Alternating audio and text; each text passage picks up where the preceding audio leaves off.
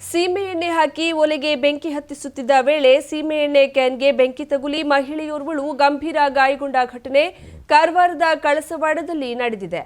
ಗಾಯಗೊಂಡ ಮಹಿಳೆ 45 ವರ್ಷದ ಸೀತಾರಾ ಸೋಮನಾಥ್ ಕಳಸೆಂದು ಗುರುತಿಸಲಾಗಿದ್ದು, ಈಕೆ ಪ್ರತಿನಿತ್ಯದಂತೆ ಅಡುಗೆ ಮನೆಯ ಒಲೆಗೆ ಬೆಂಕಿ ಹಚ್ಚುವ ವೇಳೆ ಸೀಮೆ ಎಣ್ಣೆ ಹಾಕಿದ್ದಾಳೆ.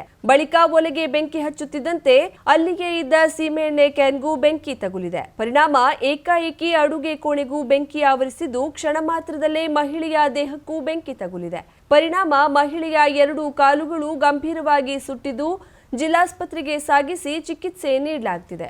ಅದೃಷ್ಟವಶಾತ್ ಗ್ಯಾಸ್ ಸಿಲಿಂಡರ್ ಒಲೆಯ ಪಕ್ಕದಲ್ಲೇ ಇದ್ದರೂ ಬೆಂಕಿ ತಗುಲಿದ ಮಹಿಳೆಗೆ ಸಿಲಿಂಡರ್ ಅನ್ನ ಬದಿಗೆ ಸರಿಸಿದ ಪರಿಣಾಮ ಭಾರೀ ಪ್ರಮಾಣದ ಹಾನಿ ತಪ್ಪಿದಂತಾಗಿದೆ.